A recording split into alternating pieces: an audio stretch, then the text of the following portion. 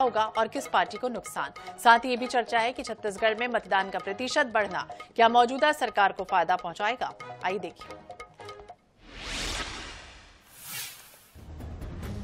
छत्तीसगढ़ में 11 लोकसभा सीटें हैं। पहले और दूसरे चरण में 4 सीटों पर बस्तर, राजनांदगांव, महासमुंद, कांकेर समेत पिछले चुनाव की तुलना में मतदान का प्रतिशत बढ़ा है। छत्तीसगढ़ में दूसरे राज्य की तुलना में मतदान बढ़ने के पीछे निर्वाचन आयोग और राजनीतिक दल की सक्रियता और लोगों में उत्साह भी है।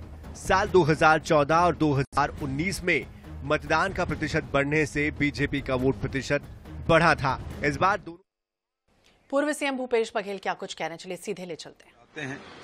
छत्तीसगढ़ में परंपरा जो हम लोग शुरू किया था वो जारी रहे। सबो जन कल बोरे बासे खाऊ और अपन अपन सोशल मीडिया में जरूर डालो। सर, योगी आदित्यनाथ कह रहे हैं कि कांग्रेस का नेतृत्व पूरी तरह विफल है, कोई अपना नाम वापस ले रहा है तो कोई पार्टी मतलब अभी भी भारतीय जनता पार्टी वही हथकंडे अपना रही है जो सरकार बदलने के लिए करती थी। सांसदों खरीद फरोख्त करते थे, विधायकों खरीद फरोख्त करते थे, अब कैंडिडेट खरीद फरोख्त कर रहे हैं, डरा रहे हैं, धमका रहे हैं। आरक्षण को लेकर तरह बयान आ रहे भाजपा के नेताओं के, और आप जो आरक्षण पारित कराए तो अभी भी लंबित है। तो पिछड़े वर्ग का आरक्षण खत्म नहीं होगा, एसटी एससी का नहीं होगा, तो छत्तीसगढ़ में क्यों नहीं लागू कर रहे हैं लोग? 27% आरक्षण तो हमने पास किया विधानसभा से, अभी तक लंबित है। इसका मतलब ये है कि आरक्षण के विरोधी है, स्पष्ट हो जाता है।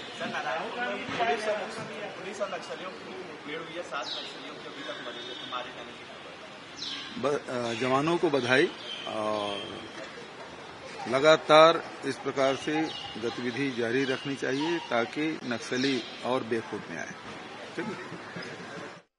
तो सुना आपने, पूर्व सीएम भूपेश बघेल पहुंचे हुए एयरपोर्ट और राष्ट्रीय अध्यक्ष मल्लिकार्जुन खड़गे आज छत्तीसगढ़ के दौरे पर आ रहे हैं, रिसीव करने के लिए यहां पहुंचे हुए हैं।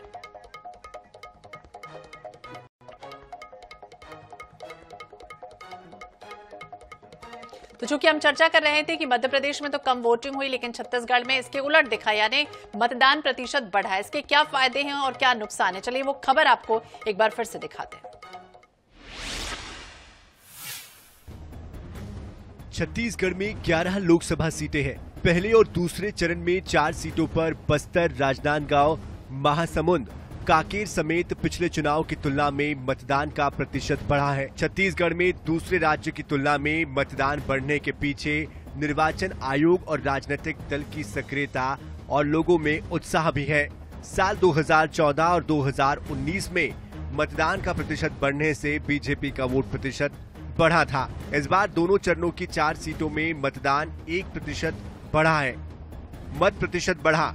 लोकसभा चुनाव 2019, राजनांदगांव 76.04%, महासमुंद 74.51%, कांकेर 74.26%। लोकसभा चुनाव 2024, राजनांदगांव 77.42%, महासमुंद 75.02%, कांकेर 76.23%। मत प्रतिशत में वृद्धि। लोकसभा क्षेत्र मत प्रतिशत राजनांदगांव 1.38%, महासमुंद 0.51%, कांकेर 1.97%। पहले और दूसरे चरण में मतदान प्रतिशत बढ़ने पर दोनों प्रमुख राजनीतिक दल अपनी अपनी जीत का दावा कर रहे हैं। बीजेपी का कहना है कि नरेंद्र मोदी जी की सुनामी चल रही है, ये चुनाव नहीं है, ये जन आंदोलन है। वहीं कांग्रेस का कहना है कि छत्तीसगढ़ में नरेंद्र मोदी के खिलाफ आक्रोश है, जनता ने बढ़ चढ़कर मतदान किया है, ये मतदान सत्ता के खिलाफ है। छत्तीसगढ़ में नरेंद्र मोदी जी की सुनामी चल रही है और ये चुनाव नहीं जन आंदोलन का रूप ले लिया है। लोग स्वस्फूर्त तरीके से मतदान करने के लिए पहुंच रहे हैं। ये चुनाव हिंदुत्व का चुनाव है, ये चुनाव राम मंदिर का चुनाव है, ये चुनाव भारत देश के सम्मान का चुनाव है। इसलिए इस धर्म युद्ध में, महायज्ञ में आहुति देने के लिए लोग खुद ब खुद मतदान करने के लिए पहुंच रहे हैं। और पिछले 4 महीने में जिस प्रकार से मोदी जी की गारंटी का क्रियान्वयन यहाँ पे हुआ है, केंद्र सरकार की 10 साल का जो रिपोर्ट कार्ड है अपने आप में बताने के लिए काफी कुछ है कि हवा का रुख किस ओर है। छत्तीसगढ़ में नरेंद्र मोदी सरकार के खिलाफ आक्रोश है। डबल इंजन की सरकार बनने के बाद इन्होंने विधानसभा चुनाव के समय जो वायदे किए थे उसको पूरे नहीं किए और उल्टे यहाँ पे आके अपनी उपलब्धियों के बारे में प्रधानमंत्री जी ने कुछ नहीं बताया, सिर्फ कांग्रेस को पूछा। तो छत्तीसगढ़ में जो चुनाव के 2 चरण हुए हैं उसमें जनता बढ़ चढ़कर उसने मतदान किया और यह मतदान सत्ता के खिलाफ हुआ। छत्तीसगढ़ में 2 चरणों में हुए 4 लोकसभा सीटों के मतदान में मत प्रतिशत पहले के मुकाबले बढ़ा है। बचे हुए 7 लोकसभा क्षेत्र के चुनाव में मत प्रतिशत बढ़ने की उम्मीद है।